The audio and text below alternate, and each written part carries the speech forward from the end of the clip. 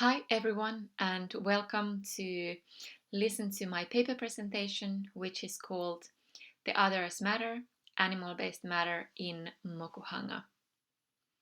And I am Harriina Raïnä, a research-based visual artist and a printmaking professional based in Helsinki, Finland.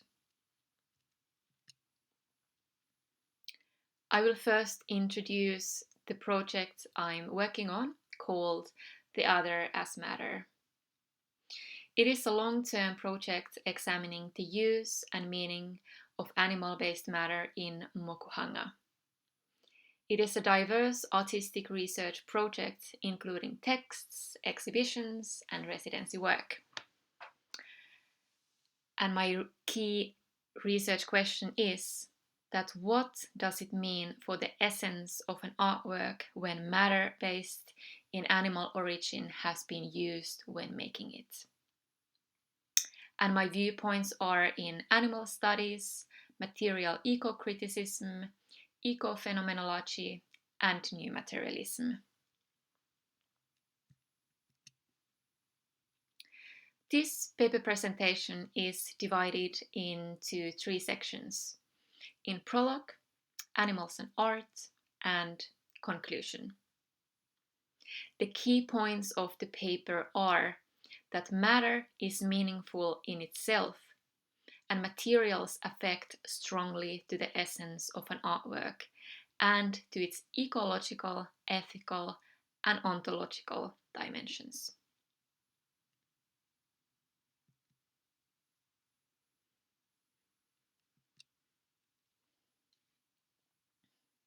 Japanese woodblock printing, Mokuhanga, is bound to its materials and tools as any other technique in visual arts. Besides the visuality of Mokuhanga, the reason why it has gained popularity in the Western world can be found from the materiality of the technique. Mokuhanga is known as toxic-free, movable, and ecological method of printmaking.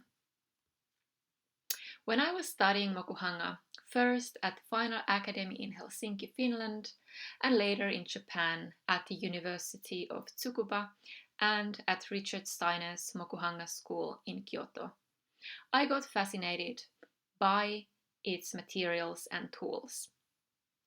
The soft touch of the water brush made from goat hair, the smell when softening and splitting the tips of the horsehair printing brushes against a shark skin which was mounted on a wooden board.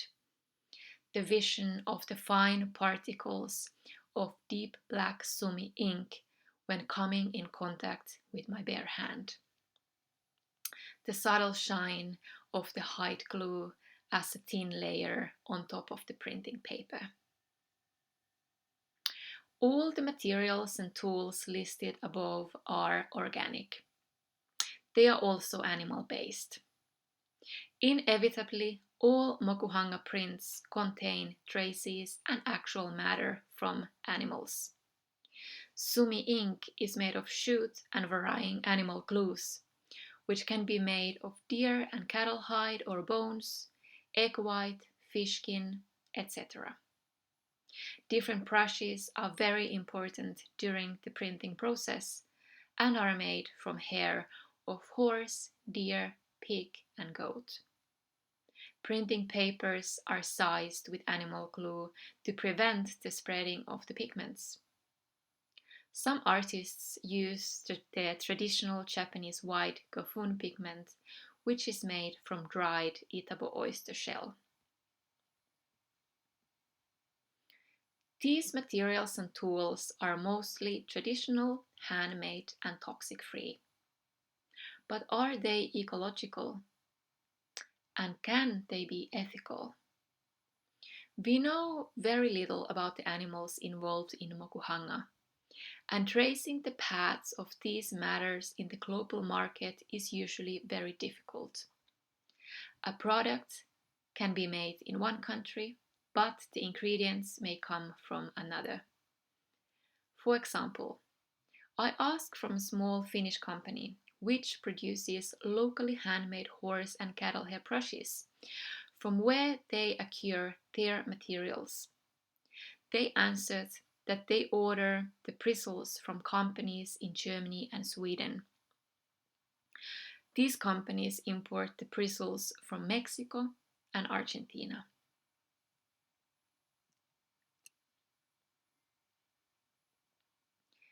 Human life has been deeply connected to the utilization of other animal species since its beginning. This can be seen in the history and presence of art as well. Even the first known human-made images, the cave paintings and carvings, mostly depicted animals. Through the human history, animals have been both subjects and matter for art. When an animal is the subject of art, it's chosen by its symbolic and cultural meanings. When an animal is used as matter in art, it's chosen by its material and functional qualities. For an artist of today, animal-based matter can be found from very surprising locations. In tools, pigments, glues, varnishes, photography films, papers, and even in porcelain.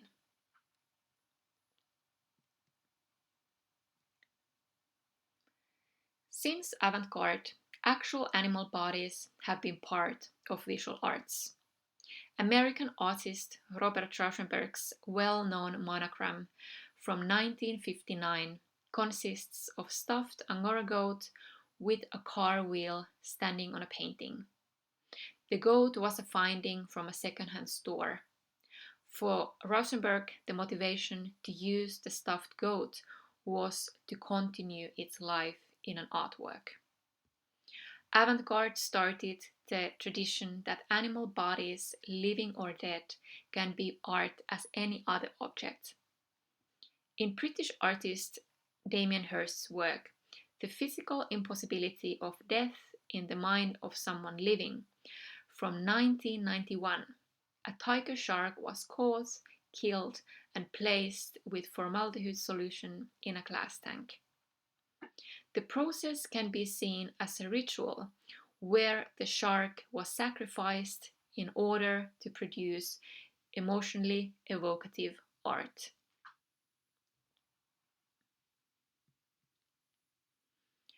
It is usual that an object of art has a higher economic value than the animals which were used to produce the matter to the artwork. W. J. Day Mitchell writes that, quote, rights of things are already much better established than those of plants or animals and have been for very long time.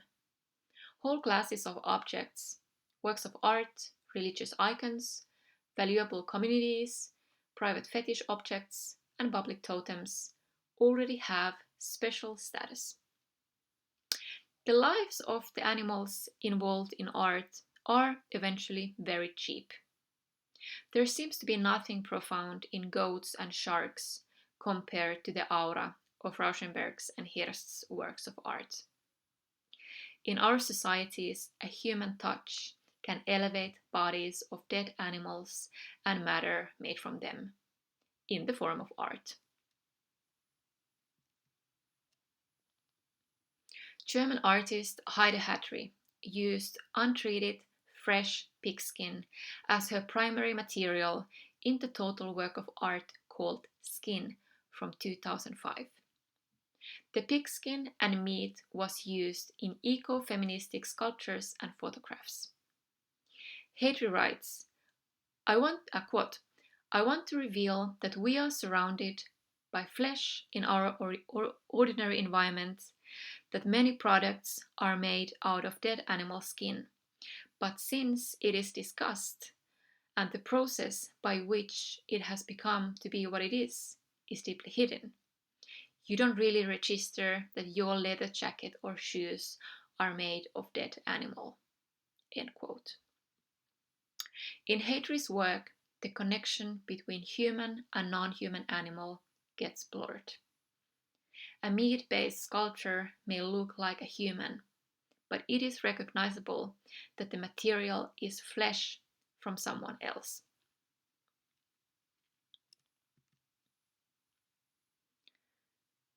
But what have those works of art to do with Mokuhanga? A lot, I would say. Mokuhanga leans its existence on the bodies of horses, goats, cattle, deer, etc. Some of the animals involved are very easy to recognize. For example, when holding a brush made of stiff horsehair. Some are very much hidden. For example, in Sumi ink, different kinds of animal glues from different sources are usually mixed. In 2018, when I was assisting Richard Steiner at his Mokuhanga workshop in Kyoto, a student asked me from what Sumi is made of. I answered, from shoot. I should have answered, from shoot and skin, bones, and other remains of unknown animals. In Rauschenberg's monogram, the hair, skin, and horns of a dead goat had been prepared to represent a lifelike goat by an unknown taxidermist. In Hirsch's sculpture, the killed tiger shark was meant to represent danger. In Hatry's works, animal-based matter often represents humans or something else than the source of the material, pigs for example, but it is recognizable as matter from the original animal bodies. But in Mokuhanga, the animal-based matter is very hidden. But this does not mean that the matter would not matter or have no meaning. The fact that the animals inside Mokuhanga are hidden does not mean that they are not there. They literally are there in the fibers of the paper.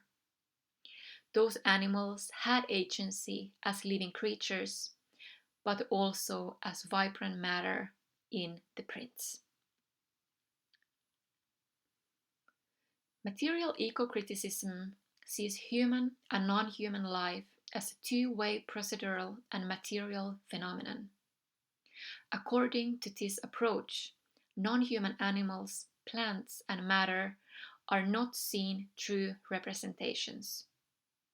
Matter is seen as something beyond human-made concepts, ideas, representations, and language.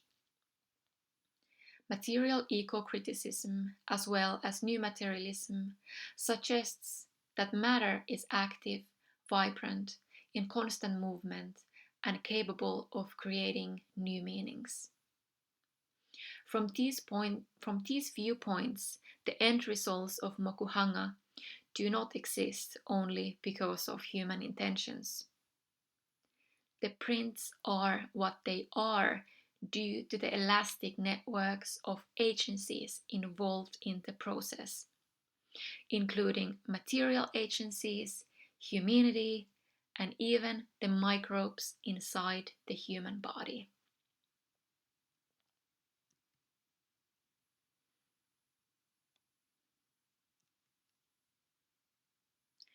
The French philosopher Jacques Derrida writes that being anything or anyone is always to be following something or someone. Being and existing is always a response to something. According to Derrida, quote, "The question of the living and of the living animal will always have been the most important and decisive question." End quote. For him, the so-called question of the animal opens up a space where it is possible to determine what belongs to human. This means that when we define our relationships, the non-human animals, we define at the same time what humanity is. The animals whose bodies are involved in Mokuhanga, deer, cattle, pigs, sharks, goats, oysters, horses, have their presence in the prints. Mokuhanga exists because these animals have existed. In our societies, the role of the animal has been essentially instrumental. From a legal point of view, production and domestic animals are seen as objects.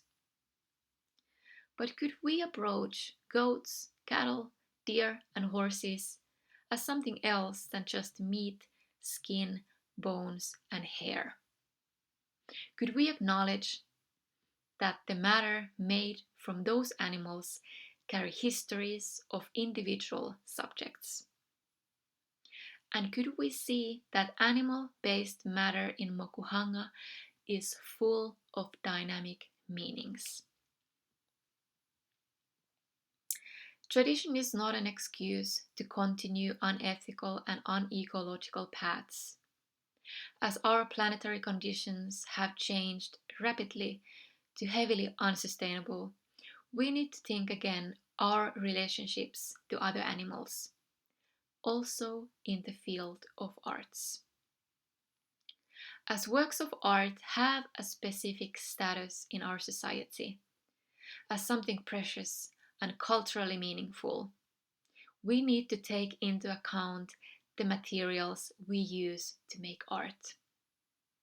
The chosen materials affect strongly to the essence of the artwork and to its ecological, ethical, and ontological dimensions.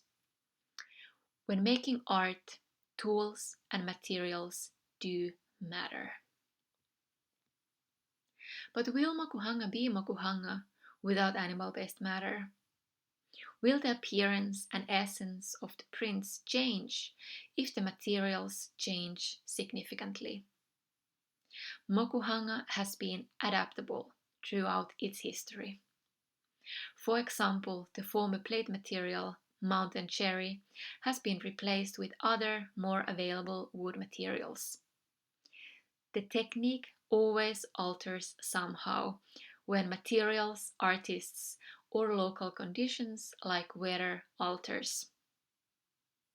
Perhaps we can let Mokuhanga change. What matters most is what kind of works are done with the technique and how do these artworks communicate in our societies. Thank you for listening. Arigatou gozaimashita.